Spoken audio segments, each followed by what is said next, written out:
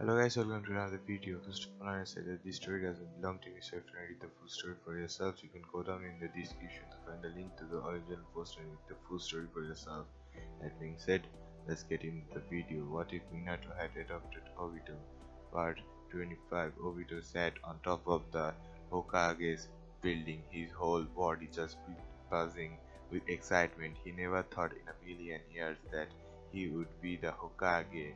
The whole time he sat there and wondering if his sensei had been this nervous when he got the position. Everything that he heard his sensei and Sarutobi talk about was starting to make sense to him. That feeling, the pressure of having almost everyone looking at you for guidance and you not always having the answer, it wasn't easy. Finally, he was shaken out of his thoughts when Sarutobi came up to him. Obito, it's time. Obito got up and looked at Sarutobi. He had his hat in his hand, ready to hand it off to Obito. Right, let's do this. Obito gave a small cough as looked out of the crowd. Sarutobi turned to him and began his speech. People of the Hidden Leaf, I am pleased to once again be able to give this hat to a worthy successor. It pained the leaf to watch my first successor sacrifice himself to save this village, me more so than anyone. However, he left was one amazing thing, a student who thought only of others before himself, a man who I can truly trust with the safety of his village. Ladies and gentlemen, your new Hokage, Obito Uchiha. Sarutobi handed Obito the hat and shook his hand. Obito took a deep breath and began to speak. Thank you all for this great honor you have entrusted me with.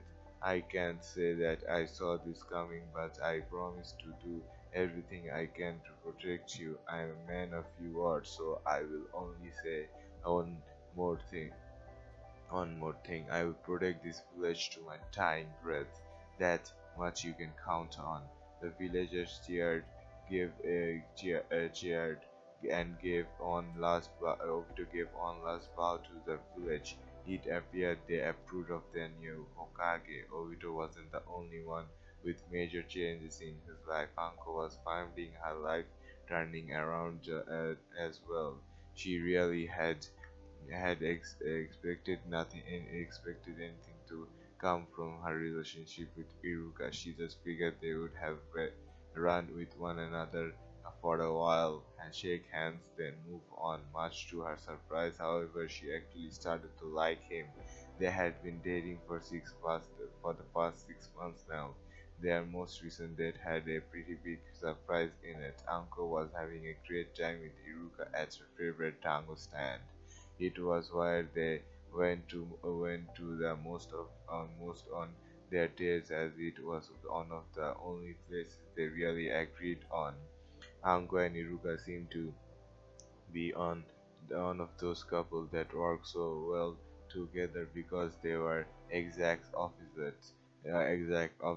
Anko was loud, brash, and overall just a very lively person, while Iruka was calm, laid back, and just an all-around simple guy. Sometimes some things about the two just worked perfectly together. Iruka found that Anko brought out his fun side and got him to loosen up a bit, and Anko found that he was good at helping her know when to control her emotion. They really were a good match. Iruka was currently on the ground laughing from one of Anko's stories. You really dozens of snake into the Hokage building just because they wouldn't let you in, in, interrogate one of Orochimaru's men. Anko shrugged. None of them were poisonous. I just had to work out my frustration. That's all. Iruka finally got himself to stop laughing and shook his head. Yeah, you and your frustration. They will get you into travel one of these days. Yanko smiled sweetly. Yeah, but you will be there to bail me out, wouldn't you? Iruka gave her a little kiss on the cheek. Of course, sweetie, you know I love all of you little corks. You wouldn't be you without them. Uncle blurted out without thinking, and that's why I love you. Iruka went wide-eyed. Did you just say that? The uncle wasn't sure how to respond. I said I love you. Uncle was terrified at what Iruka would say next until he finally said it. I love you too. Uncle shuffled nervously. So now what? Iruka didn't really know either. Well, I guess we just keep going like we have been for now. I mean, what else are we gonna do? Uncle gave a small suggestion. You could move in with all of us at the Senju estate, or I could move in without you, whichever one you think is better. Iruka thought about it. I don't know about living with that many people, and I would hate to take you away from the kids. Uncle had an idea. Why don't you just try staying over for a week? I know you would love it and eat if you tried it. Not to mention you would get to be with you and me every night.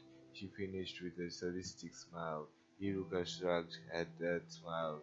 It was always followed with something good. All right, we will give it a shot. I will go grab some stuff from my place and be over in an hour. Uncle gave Iruka a kiss goodbye and watched him walk out. She really didn't expect this, but she had to admit she was really liking it.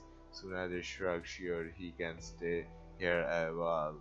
He would use one. You could use we could we could use one more person to watch the kids anyways. Uncle was a little nervous about at that, but it might be a little difficult since he is the teacher. Uncle blushed.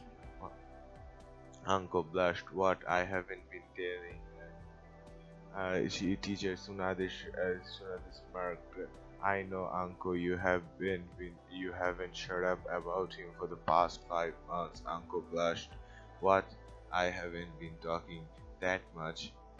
Eugene decided to speak up. Yes, you have. In fact, you have practically told us his life story. Uncle was shuddering. I just Jean laughed. You love the guy. Nothing wrong with that. Uncle pouted. Fine, just don't go spreading it around. I have got a reputation to hold up. Rin looked at Uncle and rolled her eyes. You really need to learn that you can show emotion sometimes. Uncle finally gave up on keeping her pride in the situation and just go to make her went to go to make her room more suitable for two who knew love was so damn complicated. Tiruka was worried that staying with uncle and teaching the kids would lead to some problems, but it turned out that it was actually kind of helpful. He found out things about them that made teaching them much easier. He discovered Kakashi was some kind of genius, which didn't make sense considering his written test. Iruka found it out one day when he was at the table doing some maths in his head about the bill he had to pay. At that time he was muttering to himself quietly. He Let's see, 24 times 58 divided by 4.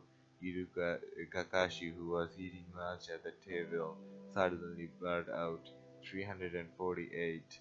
Iruka jumped a little at his sudden answer, but found he was right after he did the math. Kakashi, how did you know that? Kakashi shrugged. Kakashi just did the math in his head.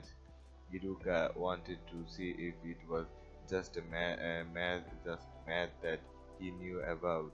Who were the founding clans of the village? He didn't answer that question on the test, so Iruka was surprised when he said the Senju and the Uchiha.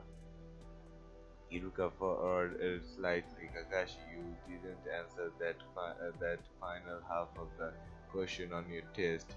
Yeah, but you clearly smart enough to have finished it. Why didn't you? Kakashi didn't seem to understand what Iruka was confused about. I got bored with it, so me and Shikamaru played shogi. Iruka didn't remember them doing that. I saw you still taking the test before the clock ran out. How could you have played shogi with Shikamaru? Kakashi got up and put his plate in the sink. We played on paper and handed back and forth. Shikamaru likes playing with me because he says I'm almost as smart as he is. I even beat him every once in a while. Iruka couldn't believe it. Those two weren't even trying on the academic stuff. At first, he was going to protest, but in the end, he decided not to not to look a gift horse in the mouth. All right, you and Shikamaru can play shogi on paper in class as long as you promise not to tell anyone. I am letting you and you actually finish the next test. You can play shogi after you are done. Kakashi smiled under his mask. Okay, I'm gonna go train with my snakes with Mito and Naruto. See you later. He also found out Mito was a surprisingly mature girl for her age. If he had to guess, he would say that it was because he had worked in the hospital with her mother from the age of 4. Mito more or less had some peace with the concept of death. This little fact was discovered when he was reading a report about an old friend of his that had died recently on a mission. He was sitting down reading the scroll and was so invested in it that he didn't notice Mito was right behind him reading it. Mito forwarded neurotoxin, that's a bad one. People at the hospital were really in pain when they got hit with that stuff. Iruka nearly passed out from fright at her appearance out of nowhere. Rin was right. Those kids needed bells.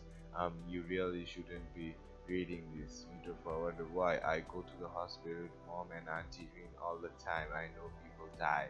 It's just part of life. That's what mom always told me. Anyways, Iruka blinked a few times in surprise. You are lucky to know that so young.